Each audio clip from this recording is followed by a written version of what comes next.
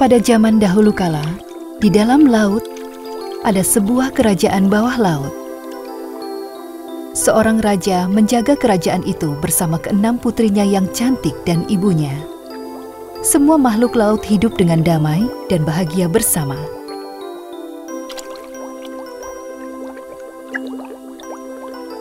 Keenam putri raja sangat cantik. Tapi yang paling cantik adalah Putri Duyung kecil. Dia memiliki rambut merah yang panjang dan mata sebiru lautan. Ayah mereka akan memanggil mereka untuk berkumpul di tahtanya setiap malam, dan mereka akan ngobrol sambil minum teh rumput laut. Ketakutan terbesar raja adalah anak-anak gadisnya akan tersihir oleh matahari dan memilih untuk hidup di darat.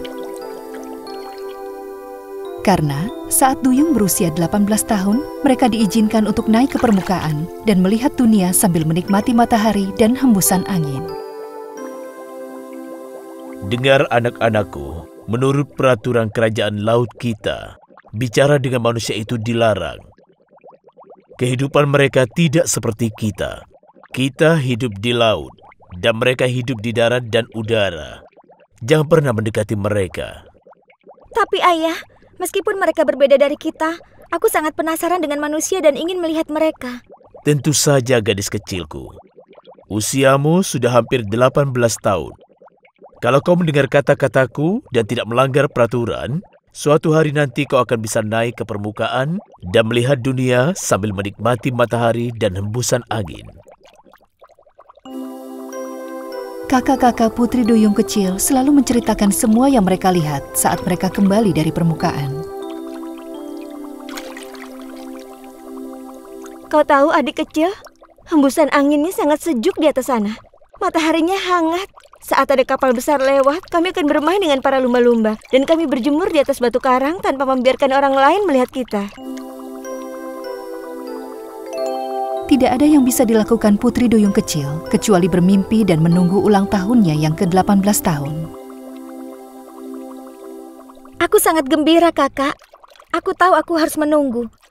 Sementara itu, aku akan menghabiskan waktuku bermain dengan Yam-Yam dan membuat kalung mutiara. Untukku dan untukmu tentu saja. Yam-Yam adalah seekor lumba-lumba dan sahabat Putri Duyung kecil. Kadang mereka akan pergi meninggalkan istana dan bermain petak umpet di dasar laut. Kemari kau, berhenti. Jangan berenang terlalu cepat. Aku akan menangkapmu. Kemari. Jangan lari dariku. Jangan lari. Aku akan menangkapmu. Kau harus berenang lebih cepat. Aku tidak mengerti kau itu penyu atau lumba-lumba.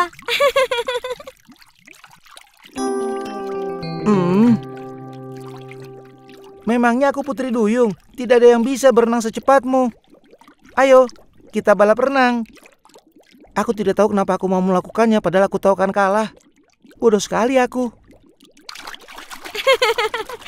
Jangan bilang begitu, Yam-Yam. Mungkin suatu hari nanti kau akan menang. Tidak usah dipikirkan, kita balapan lagi nanti. Bisa kau bawakan aku mutiara lagi?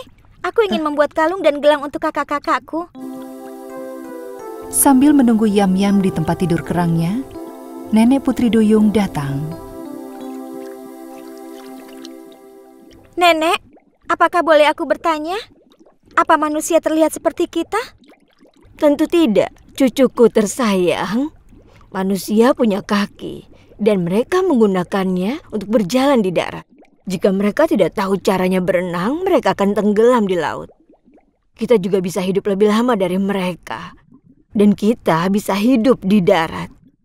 Jangan lupakan ini, sayangku. Saat waktunya tiba dan kau akan pergi ke permukaan, pastikan tidak ada yang mendengar suaramu. Karena salah satu harta kita yang paling penting adalah suara kita yang penuh keajaiban. Jadi, aku tidak boleh bernyanyi di permukaan? Apa bahayanya memiliki suara ajaib? Bagi mereka yang mendengar suaramu, tidak akan bisa melupakannya. Telinga mereka tidak akan bisa mendengarkan apapun kecuali suaramu. Mereka akan terus menunggu sampai mereka menemukanmu. Ayo, ini sudah malam dan sudah banyak informasi yang kuberikan. Selamat malam, sayangku. Akhirnya, hari yang dinantikan pun tiba. Hari ini adalah hari ulang tahun Putri Duyung yang ke-18 tahun. Selamat ulang tahun, gadis kecilku. Selamat ulang tahun, adik kecil. Seluruh keluarga merayakan ulang tahunnya bersamanya. Putri Duyung kecil sangat gembira. Dia akan pergi ke permukaan dan melihat dunia. Dia pamit dan memeluk ayahnya lalu berenang dengan Yam-Yam menuju ke permukaan. Ayahnya berteriak memperingatkannya. Jangan melupakan semua yang sudah kukatakan kepadamu. Yam-Yam, kau jaga putriku ya. Apakah ayah yakin? Karena aku yang akan menjaga Yam-Yam. Lagi pula aku lebih cepat darinya. Ya ampun, dia tidak menunggu aku lagi. Akhirnya, Putri Duyung kecil sampai di permukaan laut. Sekarang dia duduk di atas batu karang di tengah laut dan melihat dunia dan mengagumi apa yang dia lihat. Ya Tuhan, langit tampak sangat biru. Angin terasa sangat menyenangkan. Burung-burung camar adalah makhluk yang sangat cantik. Semua ini terlihat baru untukku. Semua tampak lebih indah yang selama ini kubayangkan. Awas, hati-hati Tuan Putri. Ada kapal yang akan lewat. Jangan sampai mereka melihatmu. Oh, apa itu? Itu besar sekali. Manusia tidak bisa berenang terlalu lama di dalam air dan mereka tidak bisa bernapas. Saat mereka berenang, mereka akan berenang dengan sangat pelan. Bahkan manusia yang paling cepat berenang tidak bisa mengejar kapal itu. Itu sebabnya manusia menggunakan kapal sejak zaman kuno untuk bepergian dan membawa barang.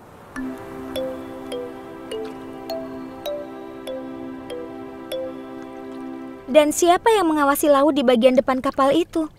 Aku rasa ini kapal dari kerajaan darat dan itu pasti pangeran kerajaan itu. Hati-hati, dia akan melihat ke arah sini. Tiba-tiba, Putri Duyung merasa ingin bernyanyi.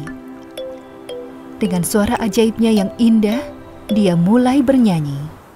La la la la la la la la la la la la la la la la la. Putri, apa yang kau lakukan? Aku harap pangeran tidak mendengar suara nyanyianmu. Kalau tidak, dia tidak akan berhenti sampai dia akan menemukan kita. La la la la la la la. Tapi Putri Duyung tidak bisa menahan dirinya, dan dia terus bernyanyi. Dia tidak bisa mengendalikan dirinya melihat ketampanan sang pangeran. Pangeran itu juga terpesona dengan suara Putri Duyung. Suara itu indah sekali. Gadis yang bernyanyi itu pasti sangat cantik. Arahkan kapal ke arah batu karang. Suara itu berasal dari sebelah sana. Tapi pangeran, membawa kapal ke arah batu karang sangat berbahaya. Kita bisa menabrak batu karang dan kapalnya akan rusak. Cuaca juga sudah berubah. Tampaknya sebentar lagi akan badai. Apa kau yakin? Aku harus menemukan gadis itu bagaimanapun caranya. Baiklah yang mulia. Ke arah batu karang itu. Semoga Tuhan melindungi kita. Putri Duyung bersembunyi di belakang batu.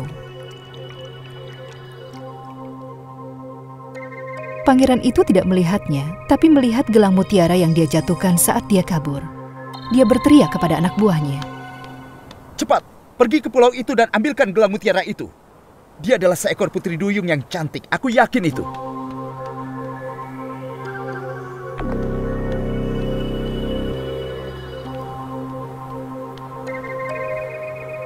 Saat dia melihat gelang mutiara di tangannya, tiba-tiba badai datang.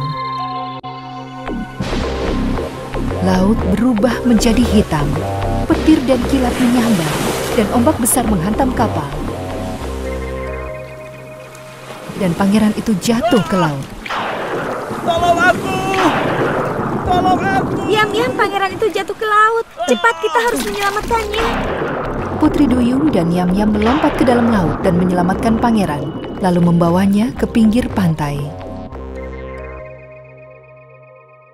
Aku mohon, buka matamu. Aku sudah menyelamatkanmu. Aku mohon. Aku mohon.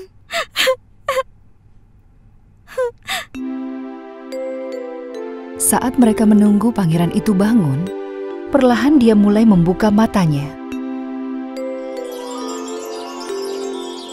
Hal pertama yang dia lihat adalah mata indah berwarna biru laut Putri Duyung. Kau sudah menyelamatkanku. Terima kasih. Kemudian dia melihat kalung mutiara di lehernya dan langsung menyadari kalau dia adalah Putri Duyung di Batu Karang yang suaranya dia dengar dan terpesona olehnya dan pemilik gelang mutiara di sakunya. Dengan perasaan gembira. Ini sebuah keajaiban. Aku sudah mencarimu kemana-mana. Dan sekarang aku berhutang nyawa kepadamu. Tepat di saat itu, seorang prajurit melihat pangeran dan Putri Duyung.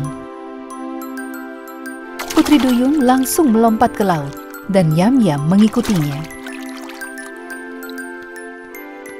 Prajurit itu langsung membawa pangeran ke istana dan memberitahu pada raja apa yang terjadi. Setiap hari, selama berjam-jam, pangeran melihat ke arah laut dari balkon kamarnya, bertanya-tanya apakah Putri Duyung akan kembali. Putri Duyung yang kembali ke dalam laut merasa sangat tidak bahagia. Dia tidak mau makan dan minum.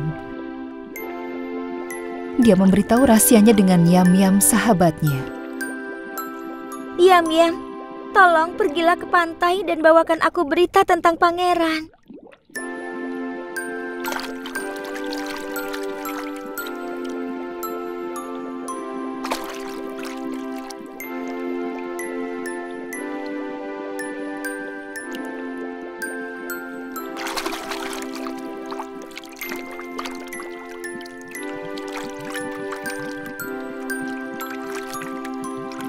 Pangeran mengawasi laut dari balkon istana setiap hari dan sepertinya dia menunggumu datang ke pantai. Kita harus melakukan sesuatu. Tapi apa ya?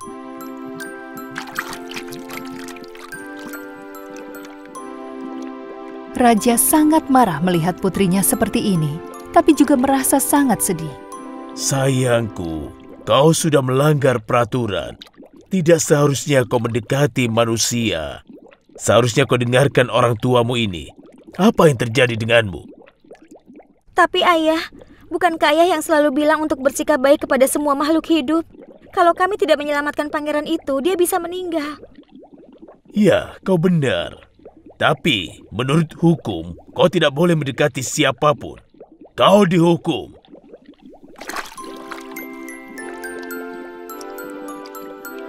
Raja menghukum Putri Duyung dengan melarangnya pergi ke permukaan. Putri Duyung sangat sedih dan tidak bisa berhenti memikirkan tentang pangeran yang pernah dia temui. Suatu hari, Yam-Yam mendatangi Putri Duyung. Tapi, aku kenal seekor gurita. Dia tahu penyihir yang bisa menciptakan keajaiban. Kalau kau mau, kita bisa pergi ke sana dan memberitahunya tentang masalah kita. Siapa tahu dia ingin membantu. Kalau begitu sekarang ayo kita pergi. Aku dihukum selama 1 bulan dan hukumannya berakhir hari ini. Aku bisa pergi ke permukaan lagi. Dengan cepat mereka berenang menuju ke gua tempat tinggal penyihir.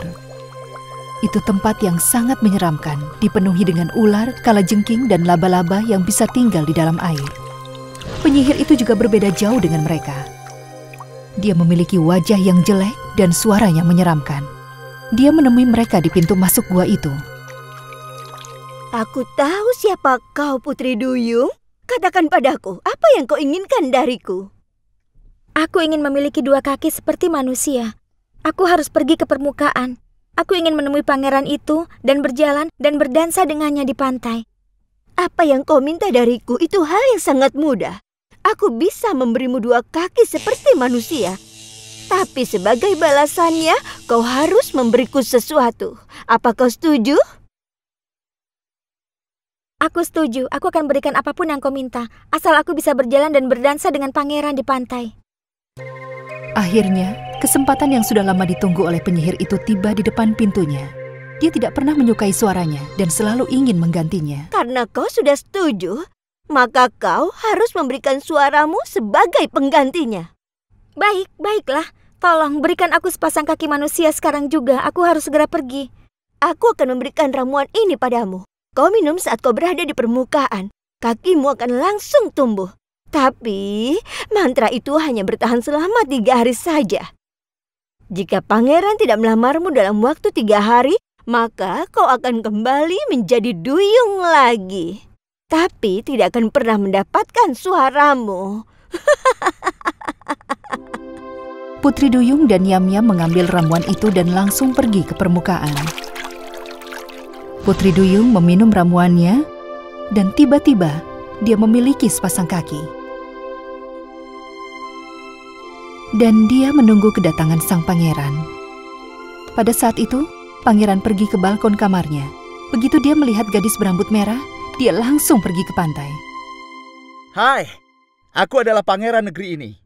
Kau mirip sekali seperti Putri Duyung yang kucari, tapi kau punya kaki.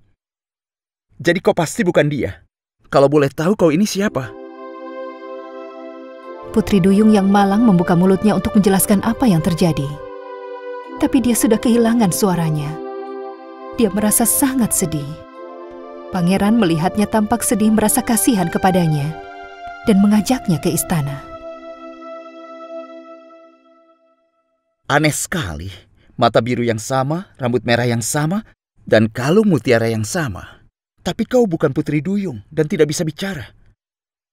Lalu gelang mutiara ini milik siapa? Sementara itu, ayah sang pangeran telah menemukan seorang putri dan memaksanya untuk menikahinya. Putri Duyung yang malang. Dia sangat ketakutan dan dia merasa sedih, terus menunggu lamaran dari sang pangeran. Bagaimana kalau dia tidak pernah mengerti bahwa akulah yang dia cari? Bagaimana kalau dia tidak pernah mengenaliku? Maka aku akan kembali menjadi Duyung. Duyung yang tidak bisa bicara dan bernyanyi. Bermain dengan Yam-Yam hanya akan menjadi sebuah mimpi. Hari ketiga dan terakhir mantra itu akan berakhir telah tiba. Putri Duyung pergi ke pantai, dan saat itu dia sedang menangis sambil memandang pantai. Tapi Yam-Yam tidak diam saja. Dia sudah pergi ke bawah laut dan memberitahu raja apa yang terjadi. Dengan marah, raja dan pasukan lumba-lumbanya pergi ke gua penyihir. Jika kau tidak mengembalikan suara putriku, aku akan memenjarakanmu di dalam perut paus seumur hidupmu.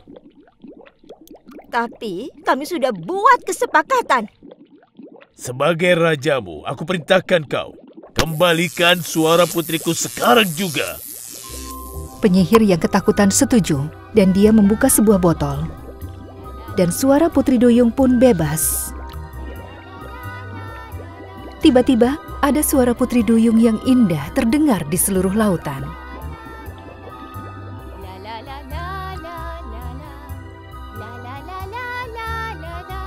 Putri Duyung yang sedang menangis di pantai tiba-tiba mendengar suaranya sendiri datang dari lautan. La la la la la la la la la la la la la la la la. Oh ya Tuhan, itu adalah suaraku. Sekarang aku bisa bicara lagi. Kemudian dia melihat seluruh keluarganya duduk di atas batu karang, melambaikan tangan dan memberinya ciuman. Sekarang Putri Duyung adalah gadis yang memiliki suara indah dan sepasang kaki manusia. Raja memanggilnya dari atas batu karang. Kadang cinta jauh lebih penting dari semua peraturan, sayangku. Pergi temui pangeran itu dan perkenalkan dirimu kepadanya, dan mulai sekarang berbahagialah sebagai keluargamu. Kami akan sering kemari untuk menemuimu.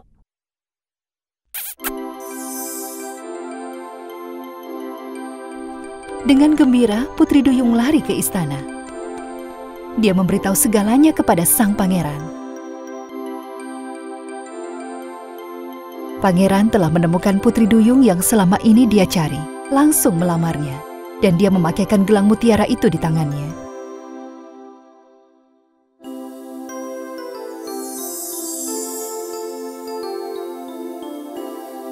Pangeran dan Putri Duyung menikah, dan sekarang Putri Duyung menjadi putri di daratan juga. Setiap pagi saat Putri Duyung terbangun dari tidurnya, dia akan memanggil seluruh keluarganya di laut dari balkon istana dan mengucapkan terima kasih atas segalanya dan melambaikan tangan kepada mereka. Pangeran dan Putri Duyung hidup bahagia untuk selamanya.